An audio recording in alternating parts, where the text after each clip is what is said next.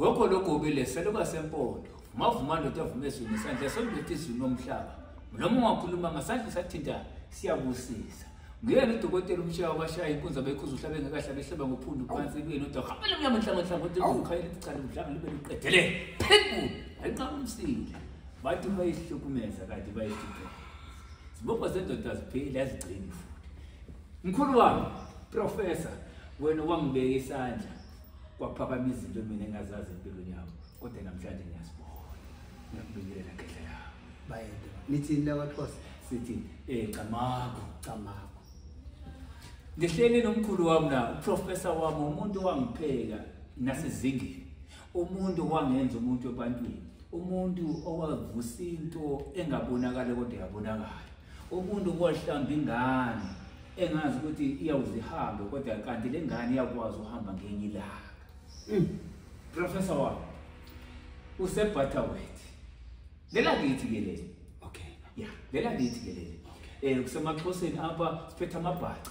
Okay. Yeah, siphethe amampondo. Okay. Yeah.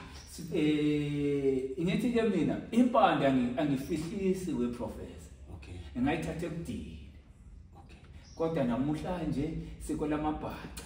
Namhlanje siko lamampondo. Ungena uprofessor. Professor ubingelela abantu kwisizwe sakithi samabhaca namampondo namaXhosa. Ngizogoqa ngelinye elilodwa nje igama ngithi wonke umuntu obukele le channel noma le TV yaka Dr. 2+2 siyambulela siyambingelela kwelakithi ngithi sanibonani ngisatheshelele nami ngisendaweni la kuthiwa kuseButterworth. Oh, mina ngithi Butterworth. Ukuthi Butterworth phela ngiyayihlonipha ngoba ngathi ikhona indawo kuthiwa kuseButterworth lapha eDurban indawo yensizwa. Ngakho uma uthi wena kuseButterworth ngiyasaba nokubiza leli gama ngithi mina kuseButterworth. Okay. My professor baba wami udokotela omkhulu umhlonishwa ohlonishwa zizizwe nenhlanga. Abantu bonke bayavuma ngabo abantu nabangavumi bayoze bavume. Futhi noma savumiyo ukuthi nje umlo mhlambu nonembeza noma unomona. Konke sokwenzile emhlabeni vele sobonakala ukuthi ngempela impande uyiphethe futhi uyayenza awufunisi uyenza. Mkhulu mina nje ukuthi mawufikile kwizwe lakithi ngizobhawa ngizovuma ngizokwamkela ngizothi mawufikile lapho ukhona mina ngiyothatha izibusiso nensikelelo ngizomthini ikhehla lami la uhamba khona ngempela ufikile kwicala lakithi kusisinyanzeleko ukuthi mina ngifike ngizobonakalisa amandla owaphethe ukuthi lo muntu umkhulu futhi ndimkhulu nje ngamba mkhulu ngaye. Ngizomthini ikhehla lami. Ngiyakuzwa kahle baba. Manje ngithi ke mina khehla lamakhehla ngibonga konke okwenzile emhlabeni. Ngathi uNkulunkulu angakugcina uNkulunkulu akufihle. Ithi inkulumo yamkhulu magama mathathu engizowakhuluma kodwa bese ngiyakudedela. Awume usho muphi uNkulunkulu mina nginowami uNkulunkulu engimsebenzisayo. Hayi ngithinta le khehla. Usho muphi uNkulunkulu othi angibusise mina nginoNkulunkulu ababili. Bengithi ngiyaya lapho khehla lapho. Lento kaNkulunkulu omkhulu ngiyaxolisa ukukhuluma ngathi ngiyadelela sizwe sakithi. Ngiyaxolisa ukuthi ngiyadelela. uNkulunkulu mkhulu uyasiza noma ukhona ukuthi asiza abantu. Ukhona ukuthi noma simazi ukuthi ngumuntu okhoyo kodwa umuntu nomuntu udalela ukuthi yena ngoba zonke ngicabanga ukuthi mina zonke izinto uNkulunkulu uzibekile ukuthi mkhulu le uNkulunkulu uyakholelwa kuye. Ukuthi abaningi bazodideka ngoba bazi ukuthi mina ngingilosi kaSathane. Mkhulu mina ngingilosi kaSathane. Mkhulu ngizela emhlabeni uzosebenzela uSathane. Mkhulu ngiyoze ngihambe futhi ngisebenzela yena uSathane. Mkhulu nginezathu nama-point enginawo. Mkhulu namanje njengoba ngikhuluma nje intatheli ezinisendleleni mangibuyela kwaZulu neNatali mkhulu zizofika intatheli zithi sifuna ukuzwa kabanzi ukuthi kungani ngisebenzele uSathane noma ngithi ngingelozi kaSathane uNkulunkulu ekhona. Mkhulu. Ake siqale la. uNkulunkulu ukhona ngiyakholela kuye kakhulu. Okay. And uNkulunkulu engikholela kuye mina lo lo ohlukana ubulili kabili. Okay. KunoNkulunkulu indoda. KunoNkulunkulu umama. Okay. Shuthi uNkulunkulu wesifazane wami. Mkhulu. Kube noNkulunkulu lo oyise noma oyindoda. Wesilisa. Mkhulu kanjani lento? Yeah. Ibona abantu engikholela ukuthi uNkulunkulu khona. Mkhulu. Ngoba ngikholela ukuthi konke okungaphansi komhlaba kungamandla kaNkulunkulu. Mkhulu. Indaba engayifuni noma engayizwisi kahle ile ndaba kaJesu. And nginesizathu ukuthi ngize ngithi angizwisi kahle. Kefela kaJesu ngoba nami nginguJesu wakamhlabi yalingayo. So angikwazi ke ukuthi ngapraiser uJesu ngingazi lutho ngaye. Kefela Uyabona? Kodwa mina ngiyayibiza nje ngoJesu ngoba ngiyayazi into engiyenzile empilweni zabantu. Lapha ekhaya kufika abantu bengaboni baphume sebebona emehlweni. Lapha ekhaya kuphuma abantu bengasebenzi sibabone sebesebenza. Lapha ekhaya kufika abantu bekhala sibabone sebengasakhali. Kefela Izinto engisho. So lamandla ke okuthiwa lo mfana uJesu wayenawo.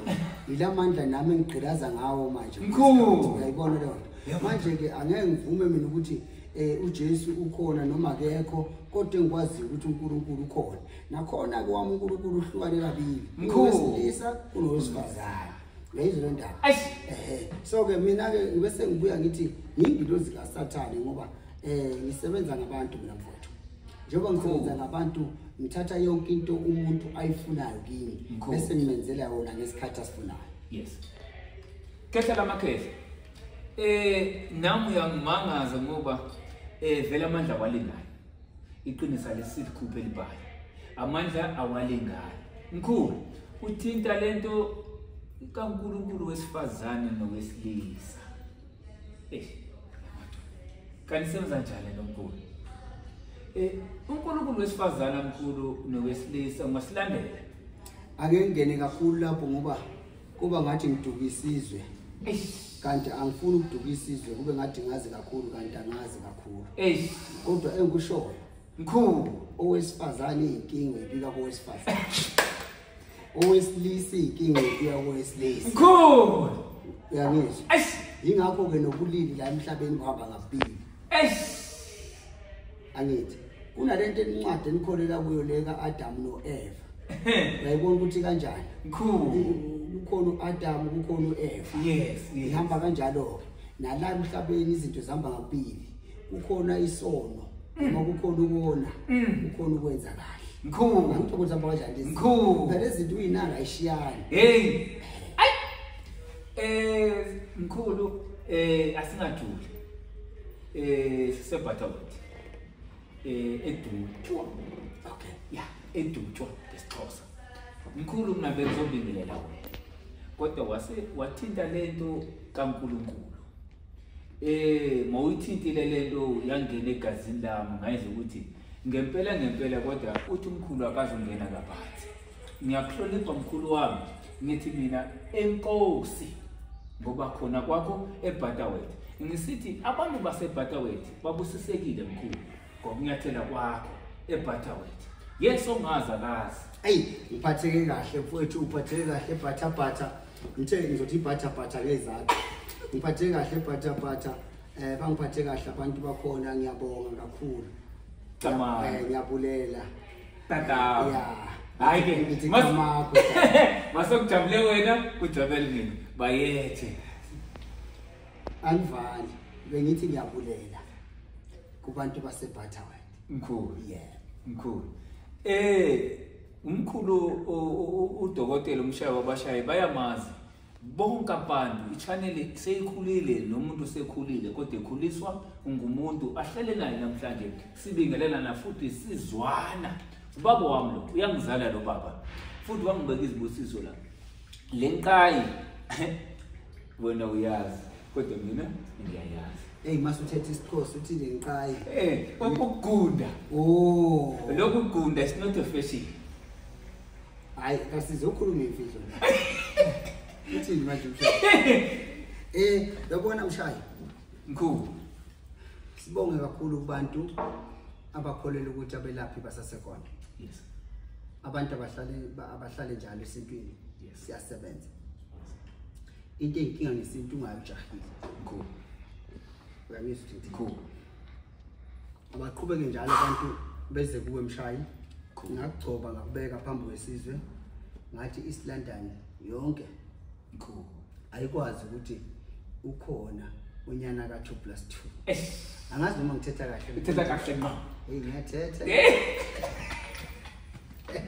yabo uthetha kahle so ke angisabulutho ngawe ngithi qhubeka ukuphilisa abantu kamnandi mkhulu siyathola ama comment kubantu left and right lento sifunayo kodwa ungaphakami ungabaphakameli futhi abantu ubaza abantu yilokho nje ukushiya Mshayi angibeke kuba Cama sengivalelisa ngibonga kumkhulu wami professor mina ngisendaweni yasedolofini kade bayendazi ke ngihlele esitulweni sobukhosi lapha yena ngithi inkunzo yekhuzo hlabe ngahlabe hlaba ngophondo kuye nodaba wena uyalazi udaka leni ngiyakutshela ngelimini kodwa namhlanje ngeke ngikutshele naye le number 067 9469 570 ungahlukani nani ngomso mhlambi ngakwenzela inyaniso ngomsomnye mhlambi engakhuluma njengedoda ithi le ngoma mkhulu silanda umzila ya silanda sigcina umzila la yes sigcina umzila wonke umuntu noma